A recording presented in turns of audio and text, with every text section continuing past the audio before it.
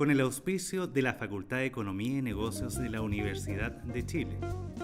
Abrimos la mirada.cl, fen.uchile.cl.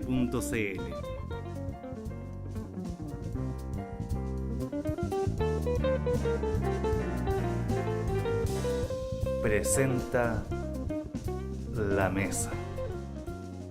Bienvenido a una nueva edición de La Mesa, la coproducción entre la Facultad de Economía y Negocios de la Universidad de Chile y el Mostrador Mercados. El tema de hoy es un tema candente, el tema del empleo, el tema de las cifras, el tema del INE. Nuestros invitados hoy son David Bravo, economista, director del Centro de Microdatos de la Universidad de Chile, y el economista Hernán Frigolet del Grupo Nueva Economía. Hola, gracias por venir. Hola. Mira, vamos a empezar un poco con el tema de las cifras y el INE. Porque es el tema candente. El INE está siendo cuestionado por la calidad de las cifras y algunos con acusaciones muy duras de que las manipularon. El censo, la metodología de cómo se mide el IPC, las cifras del crimen, y bueno, y tenemos la historia del año pasado, el gran debate por la historia de la CACEN. No, vamos a empezar contigo, David, que tú te dedicas a esto de las cifras. No, ¿cómo ves tú esta crisis ahora? Bueno, lo primero que tendría que decir es que el patrimonio central que tiene el sistema estadístico es la credibilidad. Por lo tanto, toda esta discusión ya empieza a generar un daño, ¿cierto?, al sistema estadístico. La credibilidad cuesta mucho volver a recuperarla. Y ya tuvimos embates bastante serios el año pasado con la discusión de CACEN. Por lo tanto, esto en realidad no es muy bienvenido. Y también quisiera agregar que esto no es resorte de ninguna planificación externa, sino que en realidad el origen, a mi juicio, de esta discusión radica en esa carta que mandaron los jefes técnicos del INE y que se la mandaron al director, donde le hacen planteamientos que a cualquier observador externo le merecen mucha preocupación respecto de que no se estaría privilegiando la excelencia técnica en una discusión como la del IPC, y a mi modo de ver con mayor preocupación en lo que se refiere al censo. Y por cierto, el solo hecho de que esto existe, esta es una carta inédita, yo no había visto algo de esta naturaleza, donde personas que tienen bastante reputación, algunos de ellos yo los conozco más bien porque han estado involucrados en el INE por mucho tiempo, en los cuadros técnicos, que hayan hecho este planteamiento y lo hayan hecho público, es algo preocupante. A lo menos hay un problema de gestión que tiene que enfrentarse. Generado el problema y además con las denuncias posteriores, lo que corresponde a mi juicio es que el gobierno tome cartas en el asunto rápidamente, porque si la credibilidad se sigue poniendo en tela de juicio, de aquí no vamos a volver. Estábamos discutiendo sobre la autonomía del INE y vamos a terminar discutiendo sobre la falta de credibilidad del INE. Por lo tanto, se amerita, a mi juicio, una medida rápida, urgente de parte del gobierno, que de alguna manera intervenga con algún comité externo que pueda restablecer la credibilidad en lo que son las cifras más básicas del sistema, como son las del censo. ¿Tú le crees a las cifras? ¿Tú crees que esto es un problema técnico o un problema político? Yo creo que están en entremedio, que es un problema netamente de gestión. Es un director que lo ha hecho mal. Y la carta ya me da el termómetro de que efectivamente es así. O sea, cuando hay un equipo técnico que aprovecha la ocasión para pasar las cuentas de que los han marginado de las decisiones clave, en las cuales ellos deberían estar totalmente involucrados. O sea, es por lo que se les paga, es por lo que están ahí. Es la responsabilidad que tienen que asumir. Y si hay un director que efectivamente los dejó a un lado, y la carta yo la leo en ese sentido, es el momento clave en el cual le hace la pasada de cuenta de su mala gestión. Lamentablemente son productos clave, porque del censo se desprenden las muestras para el empleo, se hace toda la recalibración de los instrumentos estadísticos más sensibles. Entonces yo creo que la situación del censo para mí incluso más apremiante que la del INE, porque después usamos toda esa información para tomar decisiones de políticas públicas. Y en ese sentido, el esfuerzo del censo no es decir, ¿sabes qué nos sirve? Fue malo, lo vamos a rehacer. La cantidad de millones de dólares que se gastan en eso, el esfuerzo humano que hay detrás, y me cabe la duda ahora si es recomponible o no, técnicamente. Y yo coincido con David de que efectivamente hay que hacer una intervención de raíz, porque cuando una institución como el INE es puesta en duda, nos están poniendo en duda todas las informaciones económicas que se manejan en el país.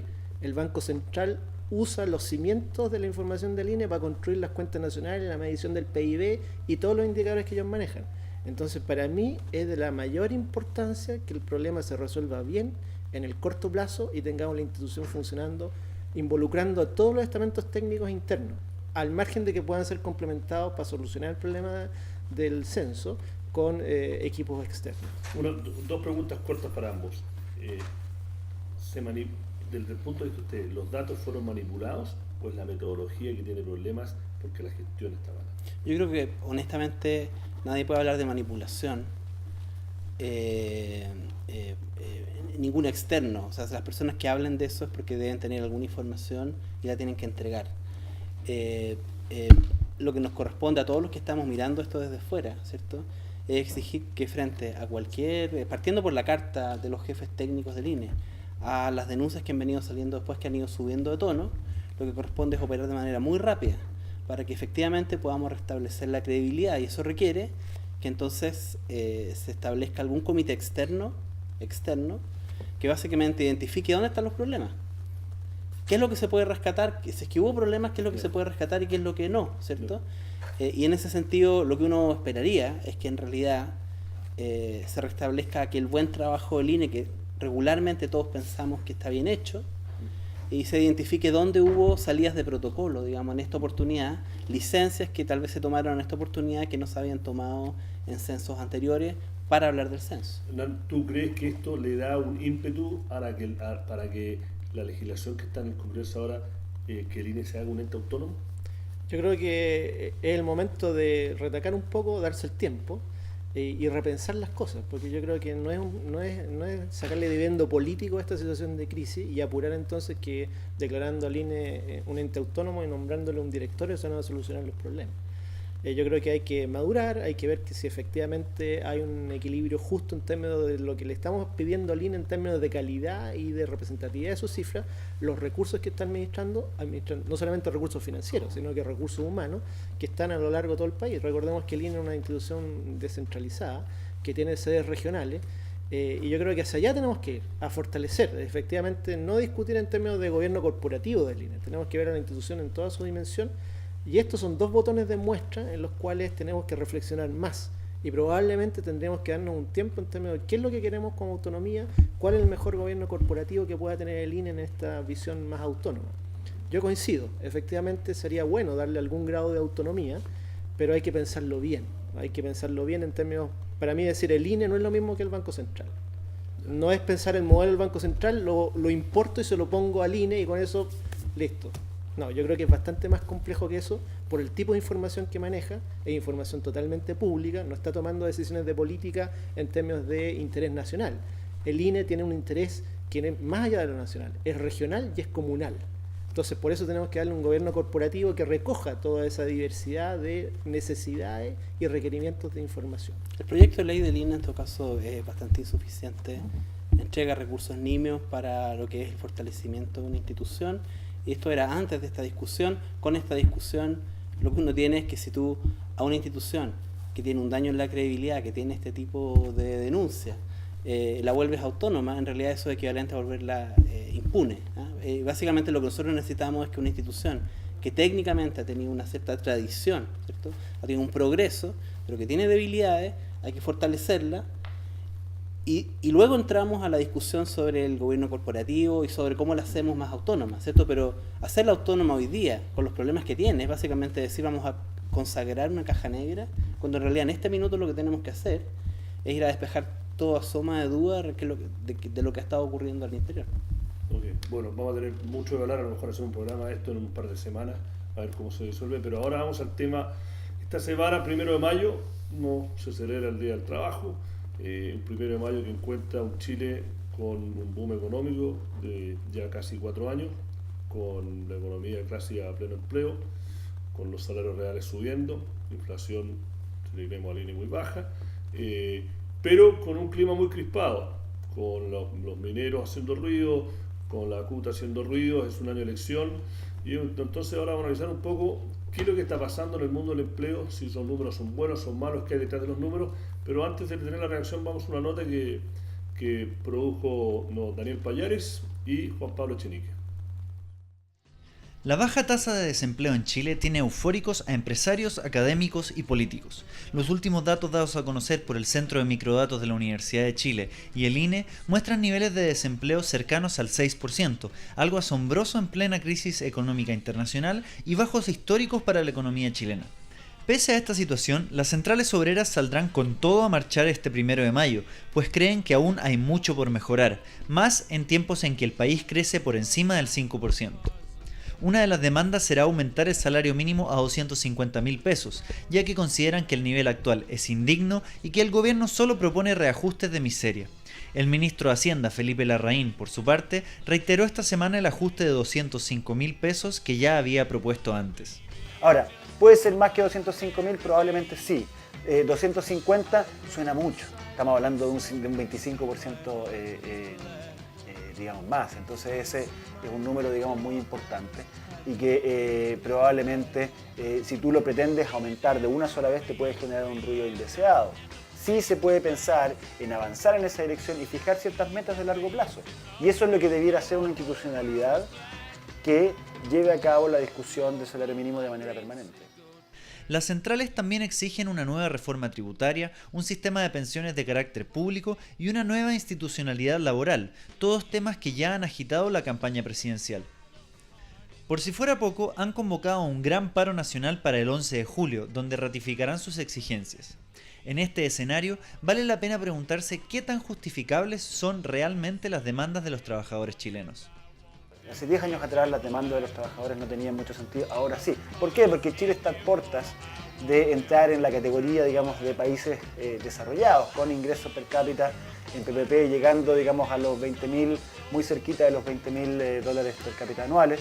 Entonces, obviamente que las demandas son otras, las demandas cambian. Lo cierto es que el gobierno y los candidatos presidenciales están contra la espada y la pared, pues a medida que la presión de las elecciones crece, tendrán que controlarse para no actuar de manera populista, a la vez que tratan de hacerse con la simpatía y los votos de los trabajadores. Bueno, David, tú eres la persona encargada, nosotros hemos hablado, te he entrevistado antes para podcast en el programa, salieron los datos duros ayer, no, 6.7 creo que fue la cifra, más baja para marzo en 15 años, salarios reales creo que fue 14% a 12 meses, pero tenemos un ambiente crispado. ¿Cuál es la radiografía? Dan una radiografía de lo que está pasando en el mundo del empleo. ¿Estamos en pleno empleo? ¿No estamos en pleno empleo? ¿Son buenas las pegas que se están creando? Bueno, los datos, si uno mira la realidad con los dos ojos, ¿cierto? Los ojos de los datos del INE, los ojos de los datos de la Universidad de Chile, básicamente muestran que estamos en un periodo de tasa de desempleo fuertemente decreciente. Estamos consolidando una tendencia hacia efectivamente las tasas más bajas que tenemos, por cierto, desde antes de la crisis asiática en Chile. Y cuando uno mira el registro histórico de la Universidad de Chile, que tiene datos del año 57, efectivamente estamos dentro de lo que uno podría llamar tasas que desde el punto de vista estadístico son de pleno empleo, en el sentido que en realidad son de las tasas bajas que encontramos a lo largo de la historia. Al mismo tiempo uno mira los otros indicadores, ¿cierto? El empleo ha estado creciendo, sigue creciendo, digamos, de manera muy vigorosa, y también para completar el cuadro respecto del buen estado del mercado laboral, uno encuentra con que el empleo asalariado está creciendo también. En el caso de la Universidad de Chile, los datos que entregamos el día jueves pasado, básicamente el empleo de empresa está creciendo, y a mi juicio el dato más importante de calidad, que son los ingresos en el mercado laboral, alza muy fuerte, ¿no? Que básicamente son el indicador de que efectivamente hay escasez de mano de obra. Por lo tanto, tenemos un conjunto de indicadores positivos que yo he insistido en la discusión pública de que es necesario no minimizar estos datos, porque Chile ha tenido, cuando uno mira históricamente, altas tasas de desempleo por largo periodo. Esta ha sido una de las deficiencias importantes. A mi juicio, cualquier mejoramiento profundo en el mercado laboral y también institucional tiene que partir de este buen estado del mercado laboral como elemento básico. Esto está ocurriendo. ¿Quiere decir que no tenemos problemas? Por supuesto que no. Tenemos problemas importantes, hay problemas de desigualdad, hay problemas de calidad en el mercado laboral. Las tendencias son positivas, pero obviamente queda mucho por hacer. Pero no por destacar lo que falta por hacer, a mi juicio no deberíamos destacar la relevancia que tiene para cualquier administración que venga en el futuro, ¿cierto?, que le dé prioridad al tema del empleo. Básicamente mantener tasas de este orden es algo bien fundamental. Tú eres uno de los pocos economistas reputados, junto a la Fundación Sol y otros, que ha escrito que este boom del empleo de este gobierno, a pesar de que las cifras pueden decir una cosa, la calidad es bastante discutible. Y tú has escrito columnas para nosotros, en Mostrar Mercados y en otros medios, y has hecho análisis. ¿Cómo lo ves tú? ¿Cuál es tu radiografía? A ver, yo coincido que efectivamente se ha reducido fuertemente el desempleo y ha crecido bastante la ocupación. Y también tenemos una composición que ha variado, más asalariado y menos cuenta propia en términos de lo macro. Pero también me preocupan varias cosas que tienen que ver con la calidad. Uno, que si uno ve dentro del contexto de los que dicen estar con jornada parcial involuntaria, aparece el 50% de los asalariados que están en ese tipo de situación. Entonces ella me dice... Para el público que está viendo, significa gente que le gustaría estar trabajando a tiempo pleno, pero que no pueden, así que están en esta situación. Claro, que está trabajando, está con un sueldo, porque son asalariados, pero que efectivamente está con una jornada que es muy por debajo. Ahora, si uno analiza parcializando en términos de las horas trabajadas por semana, tenemos que aproximadamente un 33% de los asalariados están trabajando menos de 30 horas a la semana. Esto es las cifras de línea, no estoy hablando ni del país. Sí. Entonces eso también me da que hay mucha holgura. Entonces esta situación del pleno empleo, lo que uno tiene en términos de imagen del pleno empleo, estaría con la fuerza de trabajo al borde de las capacidades que están. Y ahí tenemos mucha holgura en términos de horas disponibles y por otro lado en términos de ocupados que podrían estar potencialmente dentro de eso. Ya eso voy a la tasa de participación femenina, que es muy baja, reconociendo que ha subido en los últimos tiempos. Y por lo tanto yo creo que ahí tenemos otro frente de holgura en términos de que todavía tenemos una buena cantidad de recursos humanos disponibles para ocuparse. Entonces en ese sentido yo relativizo esta situación del pleno empleo y las remuneraciones no han subido tanto. Pero déjame dar, yo no soy un experto ni mucho menos, pero he leído en los últimos meses porque me interesa el tema de la calidad. He tenido conversaciones con el ministro de Hacienda y las cifras que él da, que por ejemplo los 817.000 empleos que se han creado, todos esos empleos son por contrato. No quiero citar una estadística que después no sea verdad, pero la gran mayoría de esos eran por sueldos bastante superiores a lo que es el sueldo mínimo. Y también él dice que si uno mira la historia del empleo en Chile, que habría que ver para comparar manzanas con manzanas, pero que históricamente nunca había un periodo, ni siquiera en el boom del salitre, que estemos en esta situación ahora. ¿Cuán verdad es eso? O sea, yo creo que tampoco es tanto, digamos, ¿cierto? Yo creo que al gobierno siempre le gusta ensalzar demasiado sus logros. Yo creo que hay que ser un poco modesto. Me parece a mí que hay algunas autoridades que sí lo son, digamos, ¿cierto? Creo que en el caso... Es difícil con la radio que sea modesto, pero bueno. Creo que en cierto sentido, por ejemplo, la ministra de Trabajo ha sido relativamente más ponderada en esta materia, ¿cierto? Cuando nosotros hemos dicho que nos estamos acercando al pleno empleo, ella ha relativizado eso, ¿cierto?, mencionando los aspectos que Hernán dice, y yo me parece muy bien, ¿cierto? Es un tema un poco más semántico, pero estamos en un muy buen periodo, o sea, que no cabe ninguna duda. Si nosotros tuviéramos los mecanismos para medir, los mismos mecanismos que tenemos hoy día en la encuesta de empleo del INE, para medir calidad hace 40 años atrás, eso significaría que pudiéramos tener una encuesta comparable 40 años atrás del INE, cosa que no tenemos, digamos, ¿cierto? Apenas podemos comparar con unos años atrás, ¿cierto? Pero en fin, para no volver al tema del INE, si nosotros pudiéramos medir eso, probablemente lo que encontraríamos es una tendencia también a mejoramiento en la calidad. Es evidente que tenemos un conjunto enorme de desafíos. Entonces, a mí me interesa ir más allá de la semántica, ¿cierto? Básicamente es valorar el hecho de tener tasa de desempleo baja, porque eso básicamente es un elemento que está incentivando el aumento salarial, que está atrayendo este mismo fenómeno, ¿cierto? Es el que va a atraer a más mujeres en el mercado laboral, más allá de las medidas que estructuralmente necesitamos establecer para mejorar la participación femenina, para insertar mejor a los jóvenes, ¿cierto?, en el mercado laboral, o las mejoras más estructurales que tienen que ver con calificación. Sí. Entonces, tenemos ese conjunto de desafíos, más allá de la discusión semántica sobre dónde estamos, pero se requiere, por cierto, mucha humildad para poder mirar hacia adelante, reconocer que hemos estado en un periodo extraordinario desde el punto de vista del mercado laboral, si uno lo compara con cualquiera de los últimos 15 años, ¿no? Entonces me parece que eso es importante rescatarlo. Se podrá discutir sobre a qué se debe, cuáles son los méritos, ¿cierto?